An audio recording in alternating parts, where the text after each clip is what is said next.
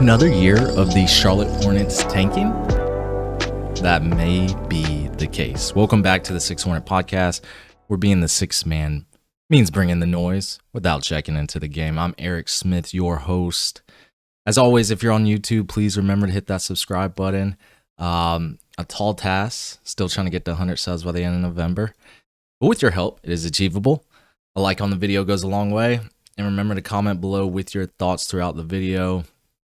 If you're on audio, hit that follow button, rate me, do whatever you can for me. It's all free. Look, is Caleb Williams? I'm thinking NFL. No, is Caleb Wilson the perfect pick for the Charlotte Hornets? So trying to dive into a little preview today of the 2026 NBA draft. I know it's really early, but with all this LaMelo Ball trade talk and a lot of basically the top 3, top 4 prospects that are in a tier of its own, I thought, well, you know, you're never too early to the party when you talk about draft prospects, especially with the Charlotte Hornets. So let's break it down. Let's first take a look at what the Charlotte Hornets have in draft capital in 2026. So they have their own first rounder. So however well or poorly this team plays this season, it'll have a direct impact on the team's NBA draft lottery odds. Cool, that's pretty simple. Here's where it gets a little complex.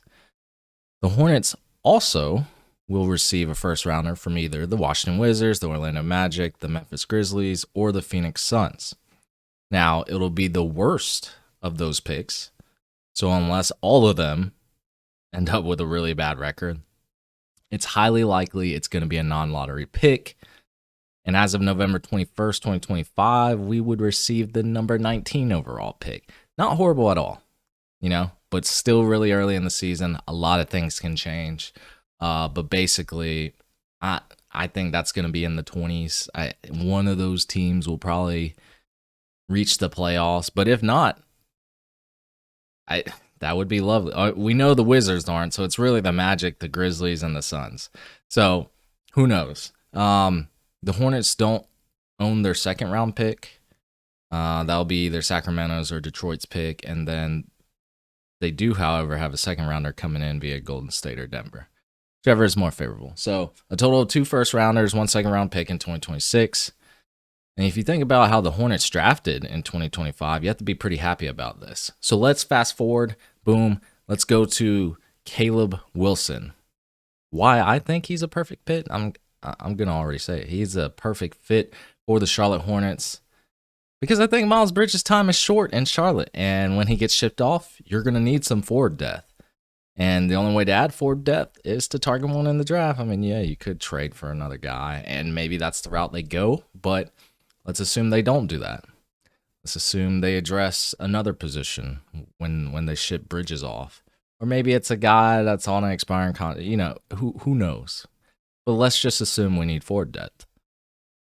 Why not target North Carolina Tar Heel Caleb Wilson in next year's draft? I've comped him to John Collins. So John Collins, productive career while he was at Atlanta.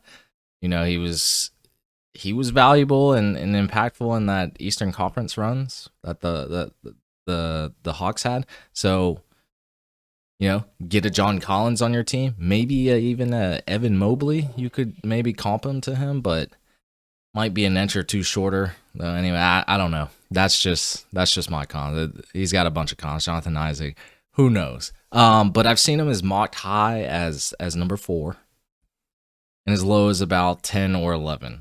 So I think as the season goes on, he's gonna be a top 5 pick. I think so. He's playing at a pretty astronomical. I don't want to say astronomical.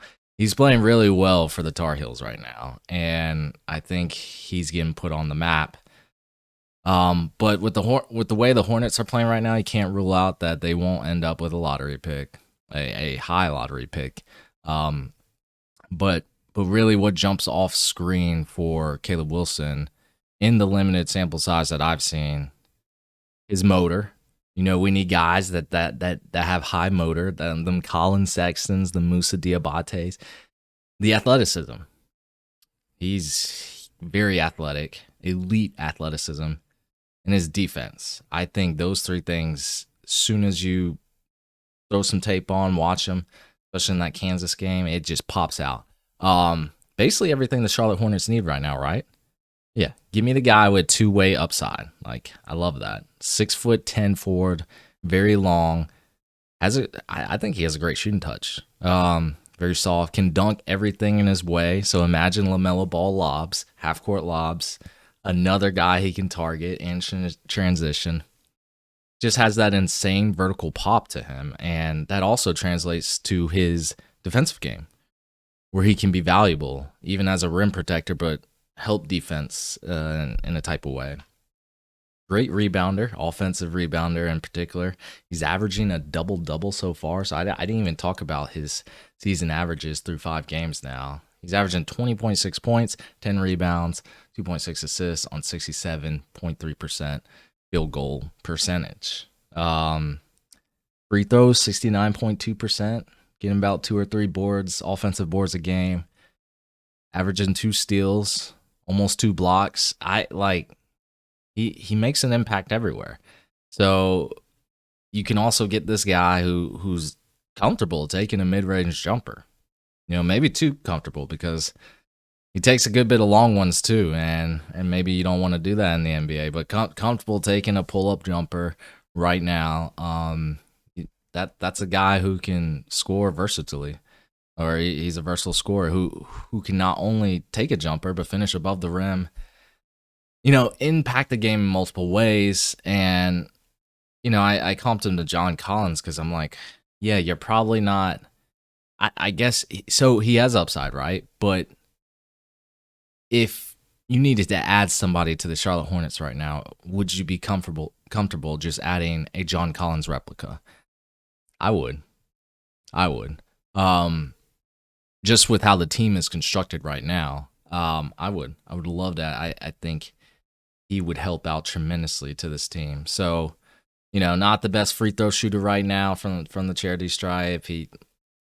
He's shooting 40% from 3, but he's only attempted 5.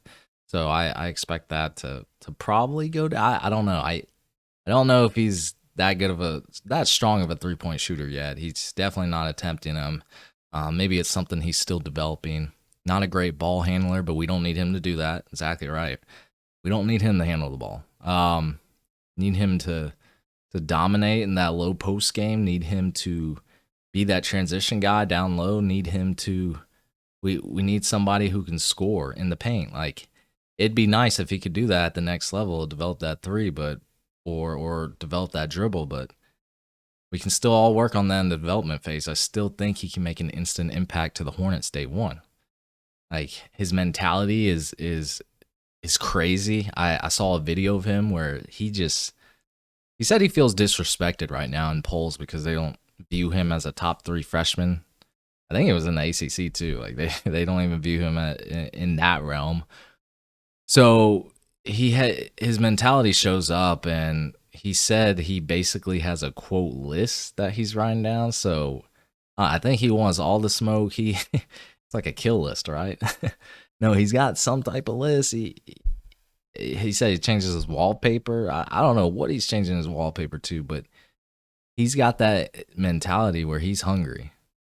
He really wants to show people like why he's that nice. And while I'd probably rather have, I still think he's in that same tier with Peterson, Boozer, Dybantsa, and I'd probably, I don't know about Boozer yet, but probably rather have Dybantsa right now or Peterson. But then again, you talk about the fit with what this Hornets team is currently constructed with. I think Caleb Wilson, or even Cameron Boozer, but Caleb Wilson for this episode fits the best. I guess you could argue Dybantsa too. I don't want to say that, but just from what I've seen from Caleb Wilson, like I think he's our guy right now. I don't know if the Hornets are going to be bad enough to select 2 or 3 or 1. I don't think that's the case. Of course, it's the NBA lottery,